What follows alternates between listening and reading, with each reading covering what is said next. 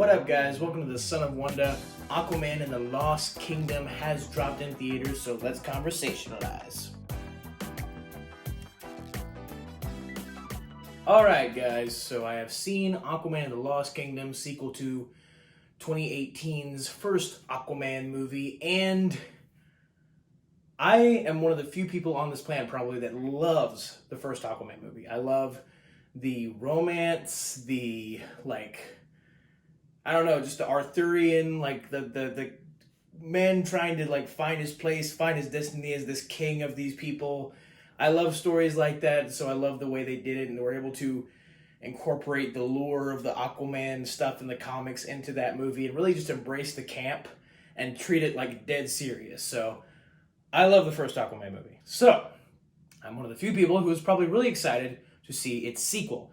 And in general, I think that this movie is good, or at least okay. I think it's good. I will say it's good. I had a lot of fun with it. I really enjoyed watching it. Upon inspection, it certainly has a lot of flaws. I think it does basically all the same things that the first one does. It you have some lore building, you have some romanticized, the adventure and stuff like that. The exploration of the Aquaman's relationships with people, but none of that is done as effectively as it is in the first one.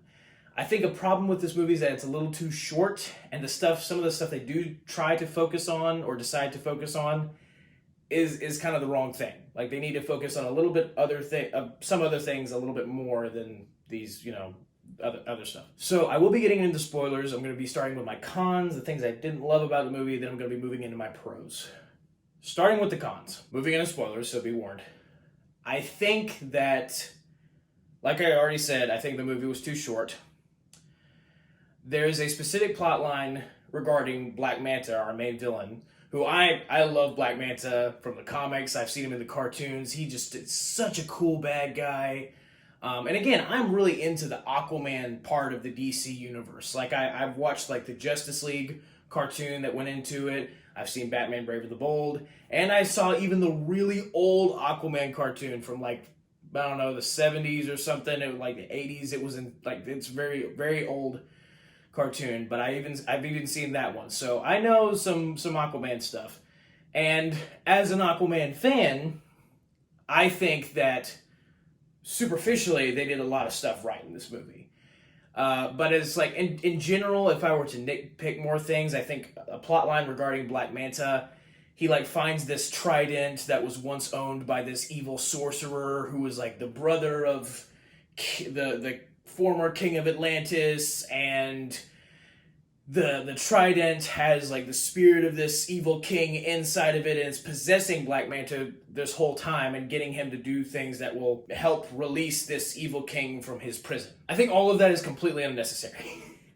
I think that if Black Manta was just the main bad guy, there was no influence, there was no possession, if he was just the top dog, I think that would have been a lot better.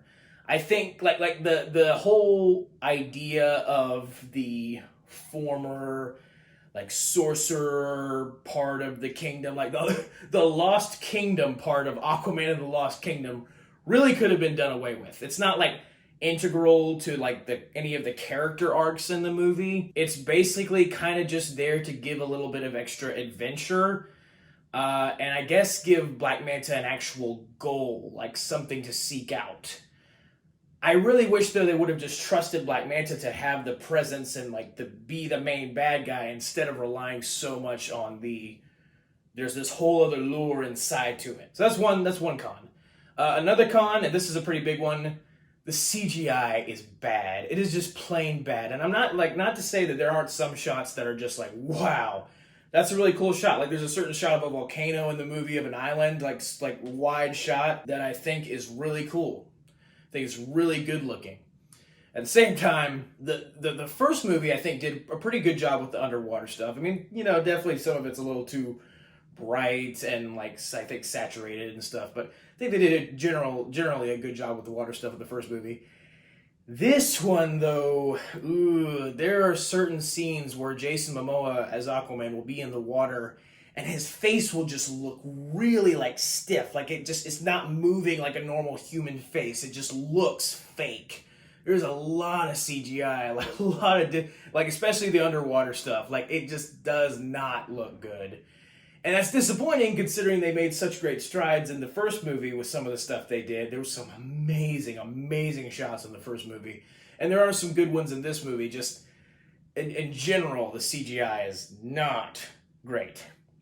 Third con in here, I think that, again, like I said, in the first one, there's a very clear motive. There's a very clear, it's a very set story. Like, Aquaman is on the road to becoming the king that he is meant to be. And he has to deal with all the obstacles along the way. That is the set story for that movie. They make it very clear right out of the gate. This movie, I think, it's not nearly as clear. Like, you start the movie and you get you realize Aquaman has a son now and he's trying to take care of him. He's also trying to be the king of Atlantis and figure out how to be a good one, trying to make these decisions. He has some obstacles to face there. Meanwhile, you have Black Manta searching for all his stuff, searching for new ways to try and repair his Black Manta suit and find different things to get his revenge on Aquaman. And all of the Manta stuff kind of it kind of takes a while. In general, the movie kind of takes a while to really get going. There's not really a big action set piece at the beginning of the movie like there was in the beginning of the first Aquaman, where Aquaman infiltrates the submarine and kicks all the Black Manta's henchmen's butts. It's not really there anything like that in this movie. It takes a while to get going. I think there's a bit more close camera action in this movie. Like, the action in general, I don't think is as good as in the first one. Like the set pieces and stuff. I think the Manta fights are phenomenal, but the actual some of the other action where they're fighting armies and stuff, I don't think that's as good.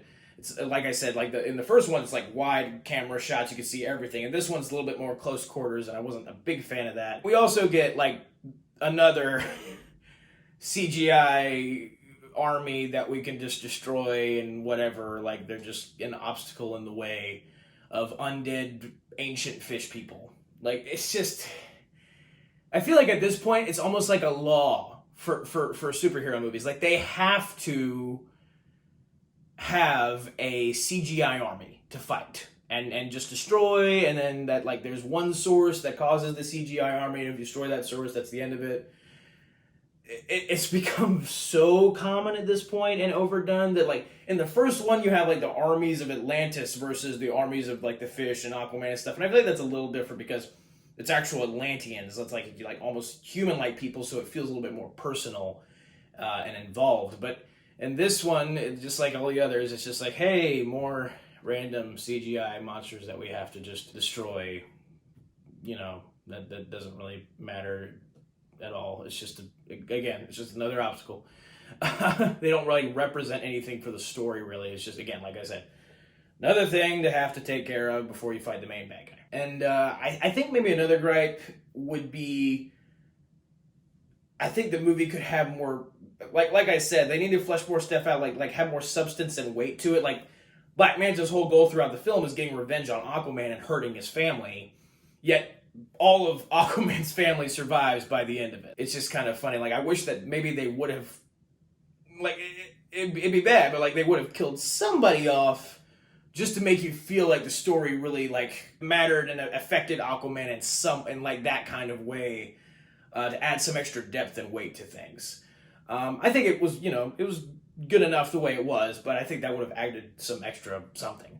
Also, Willem Dafoe's character, from the first movie, literally, major part of the first movie, Aquaman's mentor in the first movie, killed off screen. They just kind of say it on a whim. It's your mentor was killed by a plague. And then Aquaman has a moment with his dad later, which is also a good moment. I love the moments between Aquaman and his father when they're able to have talks with each other, and Aquaman's dad's able to comfort Aquaman and encourage him, and he says a good line where he's sometimes not giving up is the most heroic thing you can do sometimes.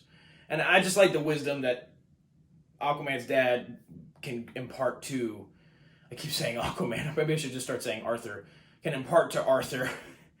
And I just, like, I always am gonna love well done father-son relationships. So, and I think I think Tamura Morrison and Jason Momoa especially have good chemistry with each other to be able to pull those kind of scenes off.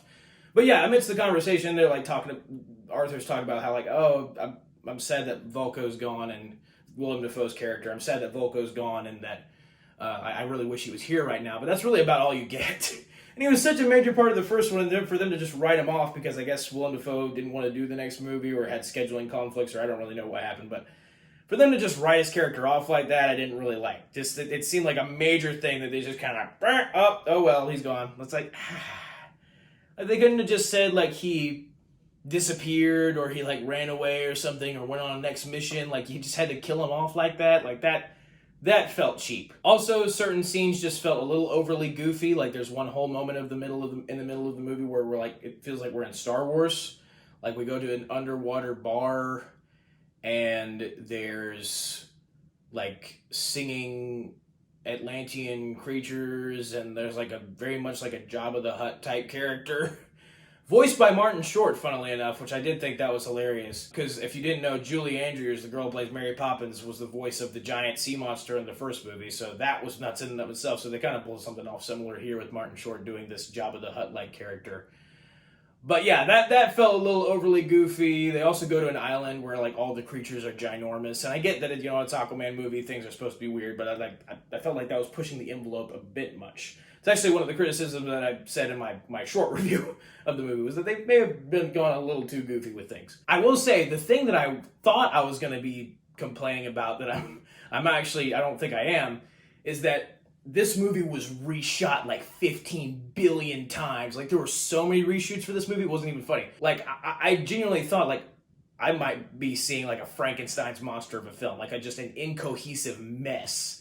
And I don't think I actually can say that. I think, in general, the cohesion of this movie, I was able to follow it, for the most part.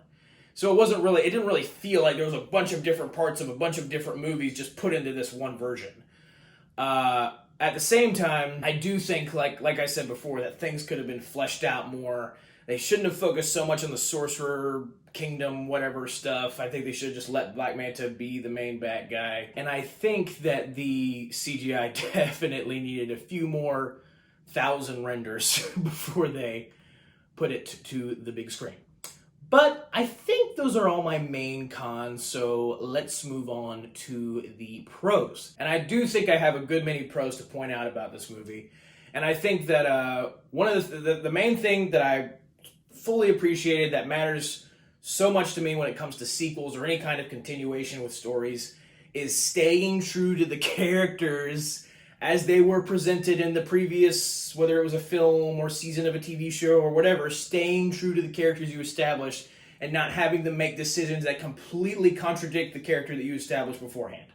Like a certain Luke Skywalker in Star Wars The Last Jedi. They did not do anything Last Jedi in this movie. I feel like every character, all the decisions they made, fall in line with stuff that they do in the previous movie. I think the only one that's even in any remote danger of like having a bit of some wayward stuff going on is Orm, but I still think they did it in a convincing way to where even though he was very evil in the first one, very full of himself, I think they take him on a journey that in this movie that makes sense for his kind of character. And that brings me to my next pro, which is they have some great comedy in this movie. The whole buddy cop aspect of Jason Momoa and not exactly remembering the actor's name, Jason Momoa and the guy who plays Orm, I think they have really good chemistry with each other as these two brothers who don't like each other very much but are forced to work together. I think that dynamic works really well. There are some like really funny jokes in this one. I think my favorite one was there's a moment where Aquaman and Orm are running away from some bad guys, and Orm is running like this, as if he's still underwater, and Aquaman's like, "What are you doing?" And he's like, "Isn't this like I only know how to swim. I don't know how to run." And then Aquaman just shows him how to run, and Orm ends up running faster than him. I thought that was a hilarious joke, probably my favorite one of the film. But yeah, I thought the comedy worked well. I think the brother dynamic. One of like maybe another negative is that I don't think Orm got to really kick much butt in this movie. Like he was definitely more of the he didn't get to do a whole lot in terms of actually helping out with the fights. There were certain things that he did were like, okay, that was good, but for the most part, it was kind of like lackluster concerning that. But when it comes to staying true to the characters as well, I think obviously Aquaman is the one that you need to stay true to the most from the previous movie, and I think that they definitely did. I really like the journey that they take him on, where it makes sense. You know, he didn't really want to be a king in the first one. He didn't want to be a king at all. And so when he becomes one, it's not like it would be a smooth transition that he would just end up being the perfect king. Like, no, there'd be obstacles that would come with that. And there'd be different ways of doing things that he would, adapt into the Atlantean culture. Like, different things that he does that no king has done before him. And so I think that certain things that he does in this movie, most of the stuff as king, makes sense for his character before. And I always love father-son stories and the fact that he has a baby, he has a son.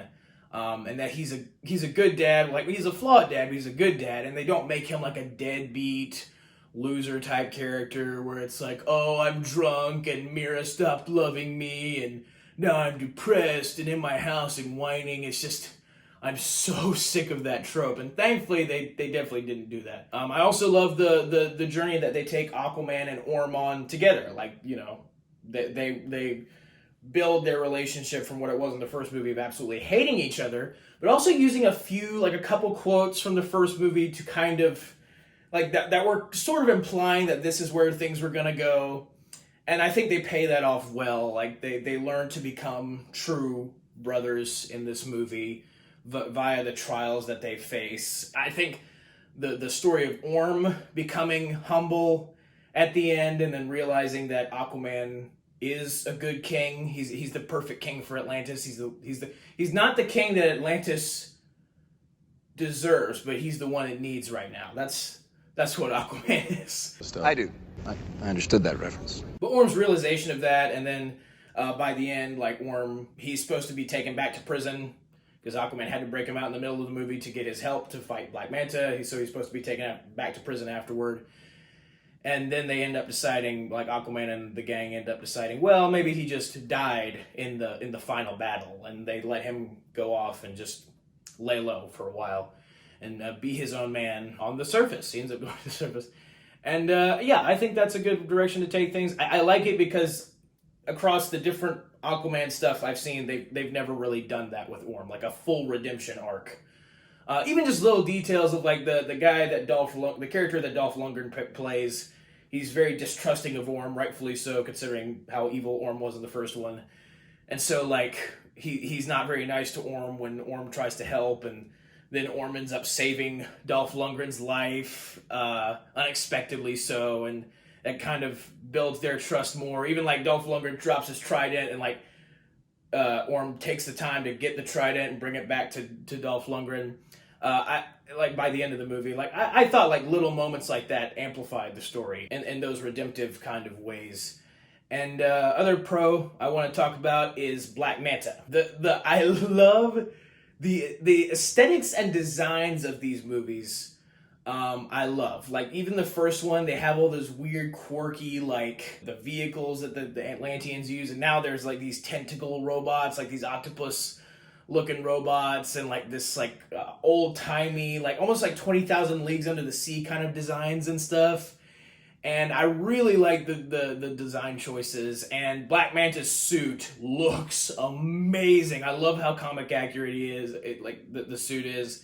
It looks awesome. And speaking of Black Manta, he provides some insanely well choreographed fights in this movie. There's two fights specifically. One is in the middle of the film when he fights Orm and Aquaman together, and then the other is at the end of the film when he fights just Aquaman in a trident duel. And the trident duel, good gosh, it's the first time in a while where I felt like I was into the battle. I was like, let's go. I felt like it felt like the audience would be like hyped up to see this. Like, it felt like a cool fight, like kind of like the prequel fights, like the ones that Nick Gillard choreographed, like the Duel of the Fates, the Mustafar battle, and Revenge of the Sith. And it felt like those kind of fights were just fast paced. every move led into the other, and it was just they incorporated some of Manta's other abilities, and it felt awesome, like you yourself were in the fight. But again, I thought the Manta duels were amazing. I wish that whoever choreographed the fights for this movie would choreograph the fights for the Star Wars TV shows and films, because yeah, they need to go over to Star Wars and get some of the fights better, lightsaber duels better over there. But in general, I think that this was a good movie. It was not a great movie, but I think it was good. I think that like the Aquaman, the decisions he makes, like by the end of it, he like reveals Atlantis to the world, and I think that's like a cool way to do things. Like one of my friends that I saw the movie with pointed out that was very similar to Black Panther at the end of the Black Panther movie.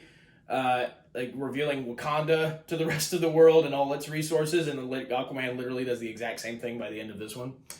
But I thought it made sense, like combine the resources and all that to help everybody. So I thought it made sense, and I thought it was a noble act for him to strive toward, despite all the rest of Atlantis being like, hey, we hate the surface and we want to destroy them still. He's like, no, I'm destined to make peace with the surface, and I feel like he fulfills the arc that he set out to do in the first one. It was just, in the first one, it was about becoming king so he can do that, and then in this one, it's about him actually making peace with the surface when it comes to Atlanteans and surface dwellers coexisting. And so I like that fulfillment of that arc. Also, there's a phenomenal little bit in here where Aquaman throws a trident through... like, he throws the evil trident at the main evil guy, like, sorcerer guy, and the sorcerer guy catches it, but then Aquaman throws his trident through the evil trident, like right through, and then hits the guy and destroys everything. I just wanted to point that out because I thought that scene was like, I thought it was like jaw-droppingly cool, like the trident going straight through. I'm like a superhero nerd, so if anything happens like that, I'm probably gonna freak out and be like, oh, that's so cool. Also, ending for Black Manta's character I thought was really good, because it fulfills another arc concerning Aquaman, where Aquaman reaches down to save Black Manta before he falls to his death. And just the sheer fact of Aquaman offering to save Black Manta is a character transformation, character arc in and of itself, to where in the first movie, the whole reason that Black Manta got started in this revenge rampage in the first place was because Aquaman didn't save Black Manta's dad when he could have, from being destroyed in the submarine at the beginning of the first movie. And so Aquaman being willing to save Black Manta at all at the end of this one, especially after all the stuff that Black Manta does to try to hurt Aquaman and his family, him being willing to do that at all is like, wow, that shows you how Aquaman as a character has progressed. And even, they set that up a little bit in the last one, how Aquaman kind of regrets that decision. And so him offering to save Black Manta is pretty cool.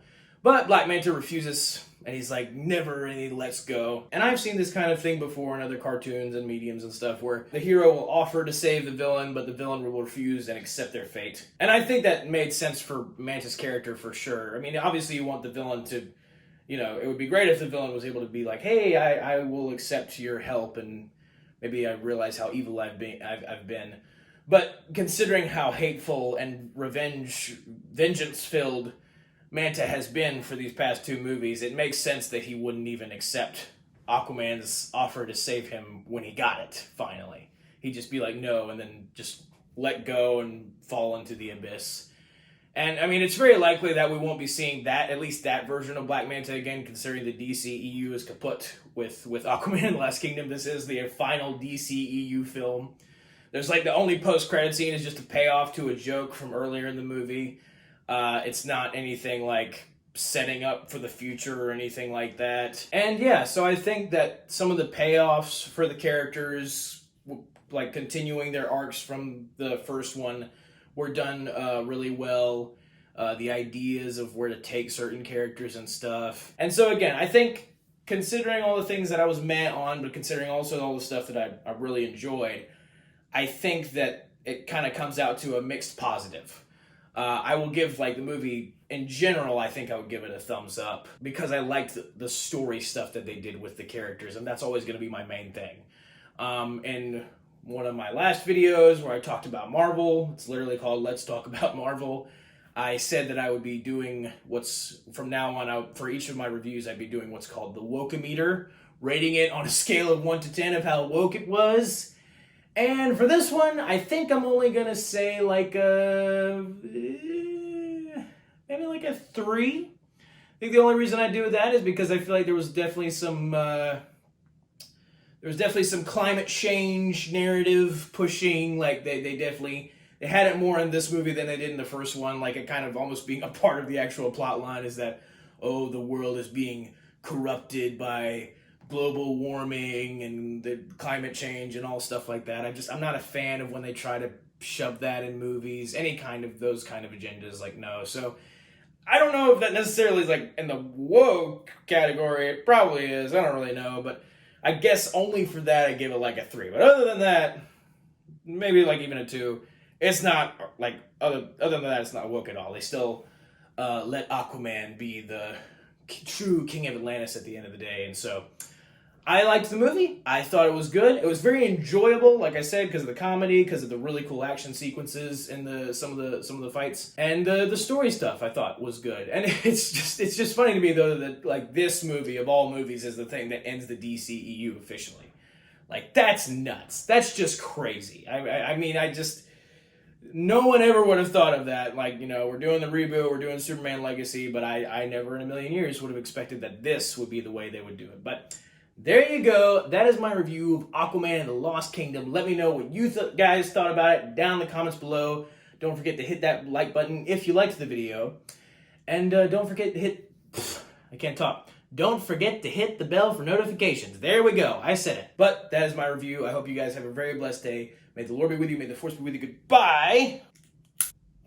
And that's a wrap for the entire DCEU.